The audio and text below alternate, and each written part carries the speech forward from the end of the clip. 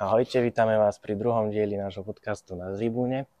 Ja som Paťo a tu je Mišo. A dneska si preberieme nejaké tie zápasy, ktoré nás čakali už minulé týždne. Ako pohárový zápas s Bobrovom, zápas s Ružomberku a ešte s Michalovcami. Tak mohli by sme hneď prejsť na ten zápas v Bobrove. Ahojte, ešte sa vás zdravím aj ja.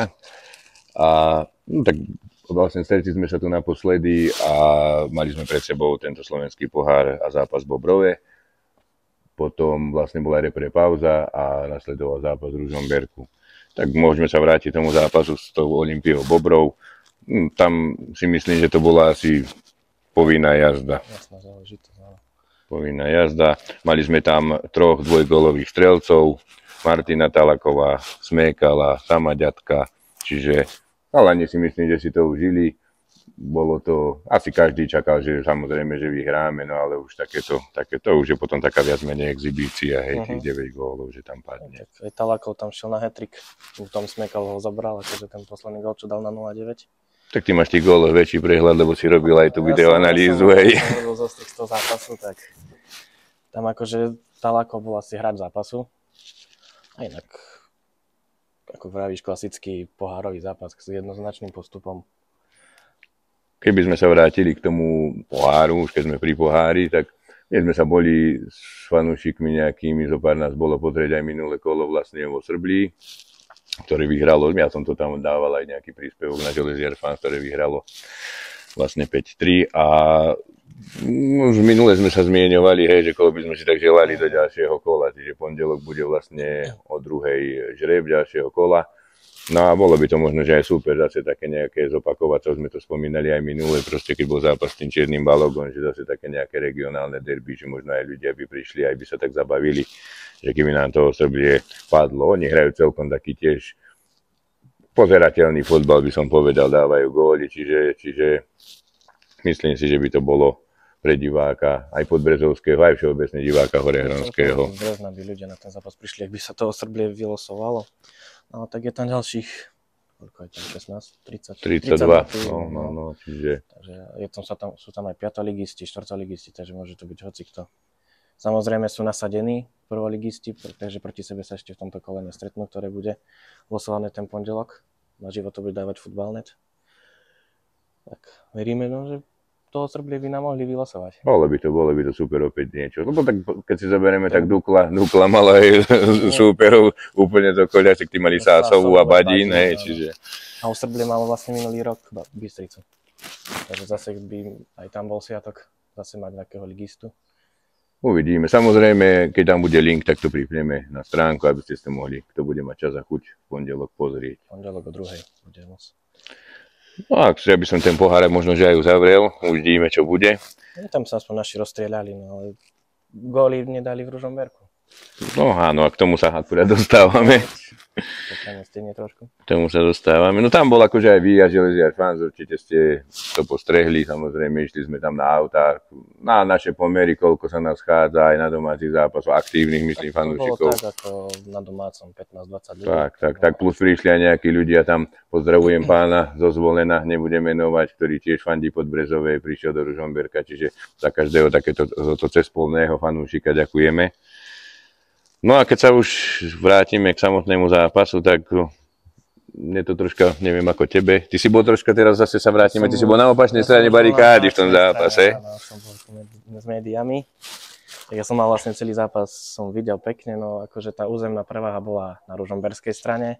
Väčšinu šanci oni mali, nakoniec aj ten gól dali v tej 37. minúte, Hladík spoza 16, tam akože veľa ľudí povedalo, že ten gól sa dal chytiť, ale išla to rovno akože ku tyči, takže to bolo také, že asi... Ja som si to pozeral tiež doma.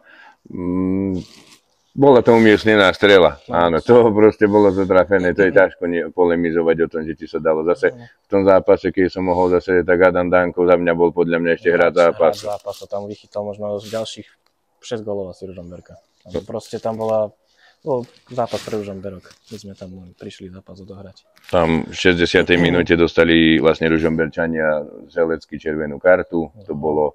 Takže vlastne na Grešáka faul, lebo vlastne on bol sám posledný obránca ten Selecký a zabránil vlastne jasnej gólovej príležitosti, tak dostal červenú. Paradoxne. Najprv žltú a potom vlastne Vármucova zmenil na červenú. Paradoxne sme sa vlastne, keď dostal tú červenú kartu, tak aj na tribúne sme sa zhodli, že by to mohol byť nejaký moment nádychu pre naše mužstvo.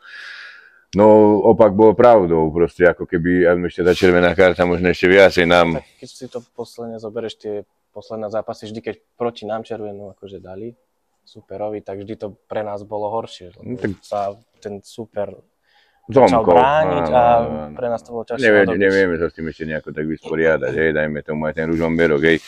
Nemusíme sa baviť, sme to minule spomínali, proste Ružomberok im pomohla tá pohárová Európa, hej, oni sú zohratí a... Ako prišiel ten Ondřej Smetana, tak celkovo ten tým je úplne inakší, lebo vlastne on prišiel vtedy, keď od nás dostali 5-0 a úplne ten tým sa zmenil.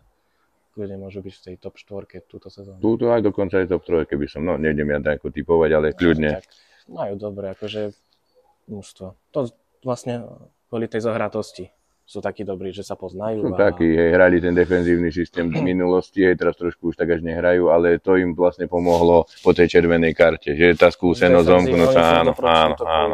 Čiže tam ťažko niečo už bolo robiť s tým zápasom, ale on bol celkom zle, mne to pripomínalo, vravím, Ďalší mal pár príležitostí, ale inak. Asi sa opakujem, ale mi to pripomínalo zápas Košice, ako keby také déjà vu som mal proste, hej, že proste neviem, tie vonkajšie zápasy. Zatiaľ nám nie je to vôbec. Uvidíme dneska, čo to bude. Dneska večer s Trenčínom máme, natáčame to v sobotu. tak uvidíme, čo to bude dneska, ale vravím, no bodaj by sme to prelomili, lebo Trenčín, no k tomu sa ešte vrátime určite, ale Trenčín momentálne tiež není nejako extra nastavený. Takže k tomu sa ešte dostaneme. No potom vlastne sme 22. septembra odohrali. Ešte proti Ružomberku Koštrna dostal červenú v závere, takže potom už proti Michalovciam nehral. On sa zbytočne vylúčil takými nezmyselnými faulami na tak skúseného hráča, ale inak dobre ho zastúpili títo. Grešák, to tam bol. Grešák, Oravec, Mielke proti Michalovciam. Môžeme prejsť rovno k tým Michalovciam. To bol zápas taký, no, pre nás bol s úspešným koncom, hej? Keď si to zoberieme, padli nám tam veci, ktoré sme mali, dajme tomu, tam bol ten prvý gól, signál, hej, ďatko, krásne načapová tam Jerangovi, hlavička, gól, proste potom, hej, Rolo Galčík, tie priame kopy, on to má v nohe, hej, tomu tam vlastne padlo, hej, to bude asi možno, že aj gól mesiaca, lebo to bola strela výstavná, sme to pozerali niekoľkokrát, ale zase, keď od začiatku sa zoberieme k tomu zápasu, tak prvý gól je Rajank, tam signál z tohto. Ďatko center, ale to chcem povedať proste, že keď ten zápas možno ani pre diváka nebol taký nejaký okulahodiaci, hej, bolo to také zase nejaké, také, ako by som to povedal, že by sme sa do toho nešli dostať, alebo niečo nás väzovalo proste možno v hlavách, alebo niečo také, tam aj Michalovce mali také neboli to nejaké hej, strely strašné, alebo šance, ale proste mali tam nejaké náznaky. Ale ako sme dali zase gól proste, my sme sa o tom aj po ceste, keď sme išli sem bavili proste, že my keď dáme gól, tak proste ako keby sme sa rozviazalo nám to nohy, proste možno nejaká psychika alebo niečo a potom to ide, hej. Zase nebol to nejaký, hej, neviem, aký ofenzívne šialenstvo, ale proste začali nám tam padať tie góly, hej, proste v tom zápase s tými Michalovcami, čiže... Vlastne všetko, čo sme z zápasy nebodovali, tak to boli buď, kde sme gól nedali. Áno. Alebo aj... No, so Žilinou, ale tam bola remíza jediná, hej, prvá. No. Potom aj v Košiciach bez gólu, aj v Ružomberku bez gólu, takže... Všade, kde sme dali gól, sme vlastne dostali minimálne bod. Minimálne bod, hej. Takže okrem toho prvého kola, hej, samozrejme. Tam, vravím, tam ten Galčík proste, to bola výstavná strela, určite, ak bude ten gól súťaží o gól mesiaca, tak určite treba zahlasovať. Máme link na hlasovanie, neho vyhrá. Čiže tam sme išli vlastne... Samoďatko prvý gól nahrával, v 44.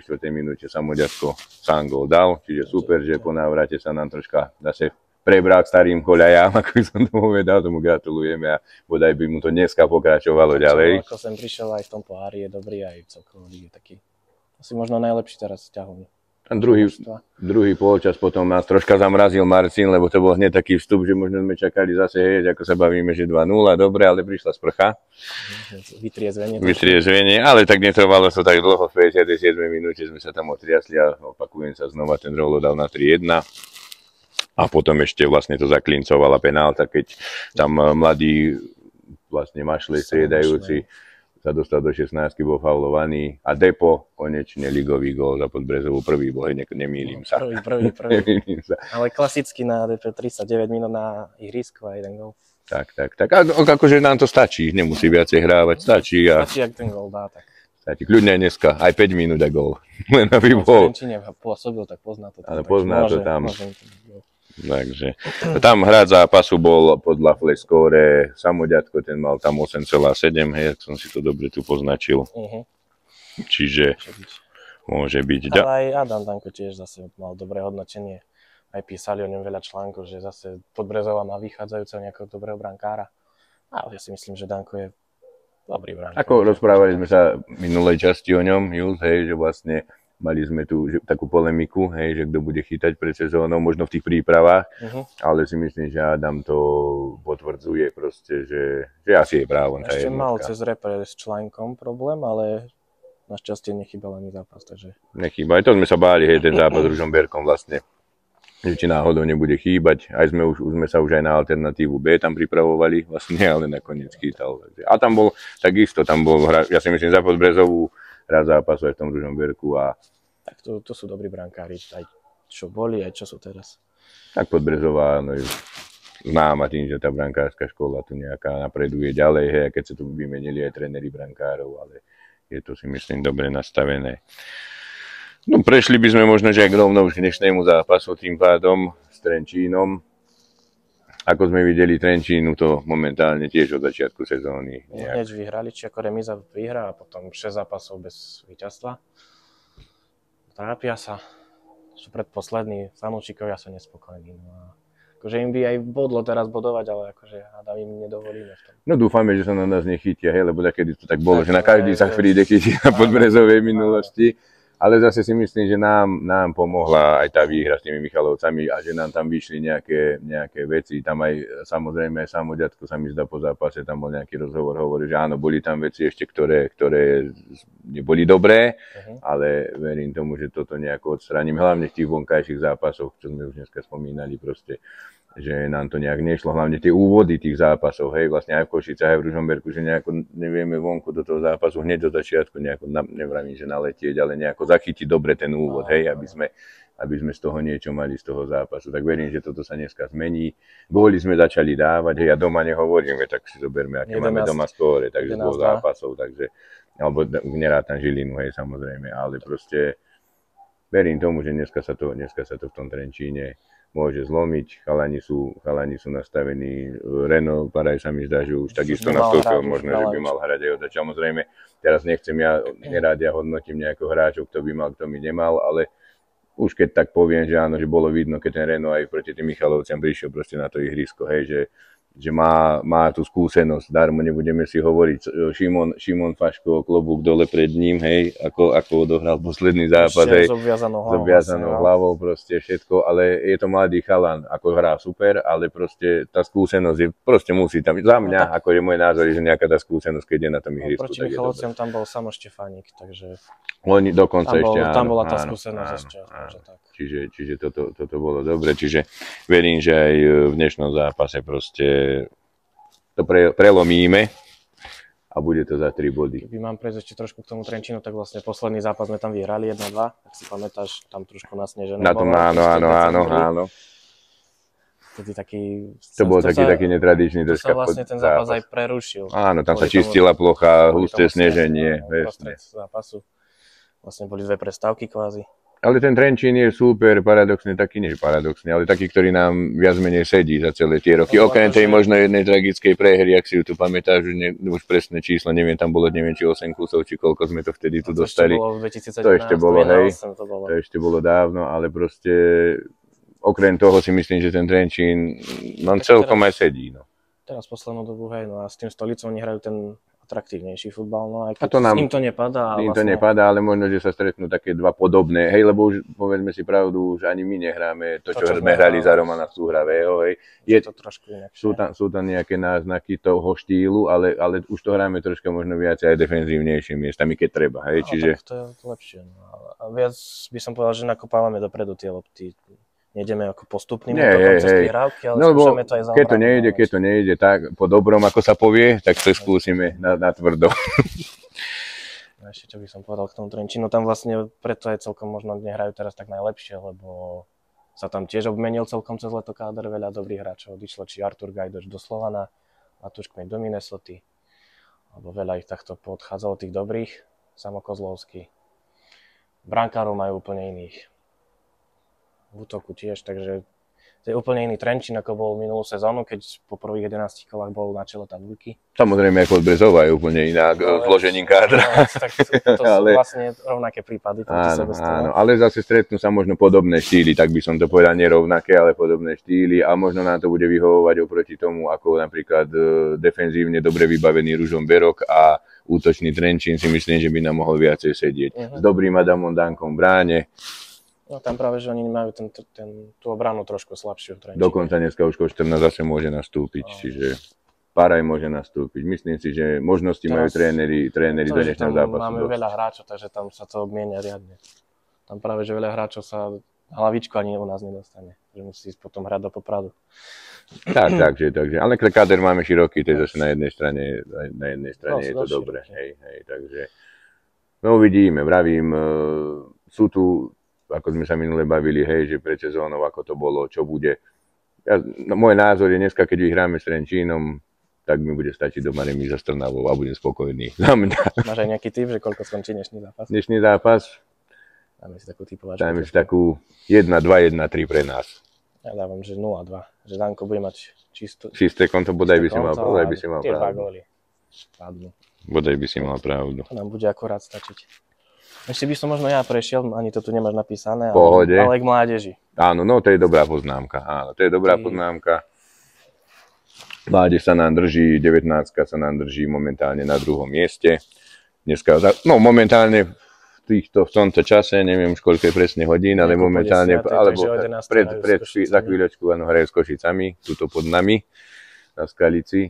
Čiže minule im to v tých Michalovciach chalanom nevyšlo, aj keď tam sme možno čakali, hej, lebo chodíme na tie zápasy, tak sme možno čakali, že sa tam aspoň nejaký bodík stade vydoluje. Michalovce boli na spodku tabuľky, takže tam práve, že sa čakalo, nejaká aspoň remíza, no.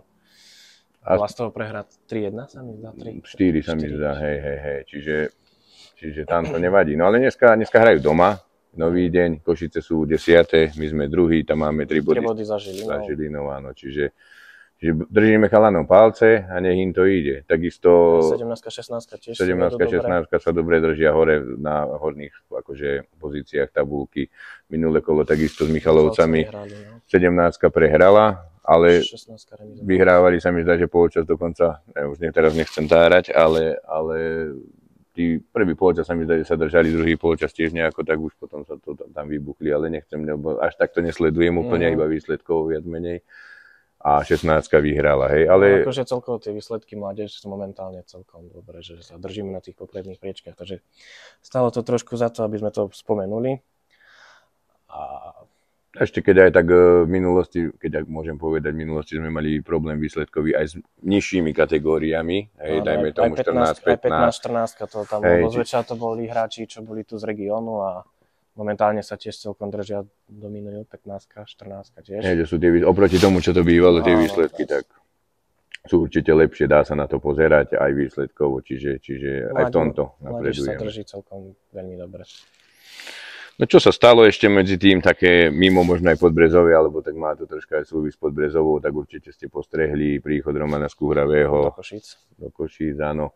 Už má za sebou aj premiéru. Stropkové, hrali pohári. V zápase. Vyhrali ho. Tak čo mu môžeme popriať, nech sa mu tam darí. A hlavne ja sa teším, ja som to spomínal aj tam v komentári na stránke, proste, že ja sa hlavne teším na tú konfrontáciu, keď sa nastúpi proti sebe žiak a učiteľ. Markulík proti Skúhravému. Bodaj by ten učiteľ, ako sa hovorí, poviem to tak natvrdo, že prešťal svojho učiteľa. A vyhrali by sme s tými Košicami, ale myslím to akože samozrejme v dobrom a určite to bude zaujímavá konfrontácia a teším To sa. ešte budeme na jeseň hrať ešte doma s Košicami. Áno. Teraz nechcem presný dátum, sa mi dá 10. alebo nejako tak novembra. 10. novembra. Áno. Čiže Nedeľu. určite príďte, lebo takéto veci sa tu nevidia každý deň. A dúfam, že sa nič nezmení na jednej alebo na druhej strane, samozrejme. Skôr premiéra s Košicami bude vlastne v Bystrici, tu nedaleko. Takže to bude tiež zaujímavé, lebo vlastne to prostredie pozná. Tí hrajú dneska, sa mi zdá tiež, či zajtra, teraz neviem, nepozeral som to úplne. Sa hrá Dneska, áno, tiež o 6. Hej, takže tiež to môže byť zaujímavé, hej, lebo to bude mať vlastne ligovú premiéru, vlastne trénerskú hraví dneska, takže tak. No ešte taká zaujímavosť, neviem, či ste to sledovali, Paťo to tak trošku priblížil. Propagoval trošku. Cez týždeň. Tak sa stretli vlastne naši bývalí hráči. Kováčik s Bartošom. Bartoš za Motor Lublin a Kováčik za Jagielloniu Bialystok, kde momentálne hostuje. No a zápas skončil, koľko to skončil? 0-2 pre Jagielloniu Bialystok a Kováčik bol náhradník, ale potom nastúpil v 68 minúte. 23 minút tam odohral. Bartoš v základe celý zápas odohral. Peter Kováčik, ten mal tam hodnotenie, ja som to len podľa Flyscore pozeral, ten mal za tých 23 minút 6,8 a Bartoš ten mal 6,4 hodnotenie. No tak vlastne to hodnotenie mu znížili vlastne tie 2 góly. Tie 2 góly, áno, keďže je obránca, takže. Ale na jar ešte spoluhráči a vlastne teraz sa stretli proti sebe, tak to bolo také trošku výnimočné, preto sme to aj dali do sveta, že na čo také sa vlastne aj cez tento týždeň dialo v Poľsku. Ešte možno by som pripomenul, taká vec sa stala, ono sa už boli samozrejme bývalí hráči Podbrezovej, dajme tomu, nejdem propagovať PlayStation a FIFU, ale momentálne, hej, priamo z Podbrezovej, keď si tak zoberieme a hneď nasledujúce vydanie FIFA, tak tam máme hneď Bartoša samozrejme aj s Kováčikom. Takže taká tiež je to tak, možno je to také nepodstatné, ale. Neviem, či holandská liga ešte tam? Takže druhá. Druhá, tá tam asi není. Tam by bol ešte, hej, to som si nevšimol. Ale celkom tiež darí v Holandsku. Má lepšie, dosť dobré hodnotenie zo zápasov. Celkovo tí hráči, čo odišli preč stadiaľ, to tak sa im aj v tom zahraničí darí. Ja verím tomu takisto, že aj Peter Kováčik samozrejme prišiel tam. Musí sa troška adaptovať, aklimatizovať, tréningové nejaké jednotky, tieto veci. Najlepšie vedia tí, ktorí okolo neho samozrejme sú s ním a rodina. A čiže veríme, držíme mu palce a určite čakáme od neho 100% minútáž. Samozrejme začala Európska liga, hej, teda konferenčná. Vlastne on šiel hneď do klubu, do tých popredných klubov, čo je Jagiellonia, a vlastne oni hrajú Európsku konferenčnú. Príklad sa stretnú aj s Mladou Boleslavou. Budú v Česku hrať, takže. Ak sa podarí, plánujem sa tam ísť aj pozrieť. Takže predsa sa tomu Peťovi podarilo si zahrať Európu. Akože, keď sa to nepodarilo s našou Podbrezovou, vtedy s Ružomberkom, keď. Hej, no veľa nám to nechýbalo, hej. No, vtedy ako posledný odchádzal z ihriska, bol najviac sklamaný, no tak teraz sa mu to trošku vynahradí v tom Poľsku. A veríme, že sa mu bude dariť samozrejme naďalej. Aj ostatným hráčom, čo odišli a čo možno odídu. Vlastne všetkým prajeme len tie najlepšie. Všetkým len to najlepšie. A našim samozrejme dneska prajeme 3 body a nech nám to vyjde aj vonku. Konečne treba to už pokrstiť. Na 3 body aj von. Musíme. Lebo sme poslední v tabuľke, akože hostujúci. Áno. V tabuľke vonku, tak. V tabuľke vonku, áno. Takže zase na tej domácej sme najlepší, ale neviem, druhý, tretí, ale treba si zlepšiť reputáciu vonku. No zatiaľ to vonku nebolo, ale vravím, možno, že nám pomohla aj táto posledná zase domáca výhra. Snáď, hej, lebo napríklad minulá posledná domáca ligová výhra na v tom Ružomberku až tak veľmi bolo to potom, sa mi zdá. Čo? Že po Skalici vlastne, hej, keď tak zobereš 7-1, hej, a potom sme hrali vonku, vlastne tiež doma bola kanonáda, keď tak zobereš, ale domáca, hej. Ale potom my sme nehrali vonku. Nie, jasné, ale myslím, že tiež, že doma sa posledný zápas vlastne vyhral, hej, a potom sme vonku, proste zase to nešlo, hej, čiže. Len tam bola dlhá tá odmlka, lebo sme mali hrať v Dunajskej, len tam. Tam bolo s tou vodou, tam mali problémy, čo sa bude dohrávať, ale tak myslím, že tiež, že potom po takej domácej dobrej gólovej nejakej, hej. Hej, prestali trošku. Tak snáď sa to dneska prelomí a vyhráme. Samozrejme, snáď dneska vyhrajú o chvíľu aj naši dorastenci a budeme mať peknú sobotu, ako sa povie. Najlepšie, ešte som chcel dať čo do ďalej. Ale dodaj. Úplne mi vypadlo teraz momentálne. Ale asi ma nenapadne už.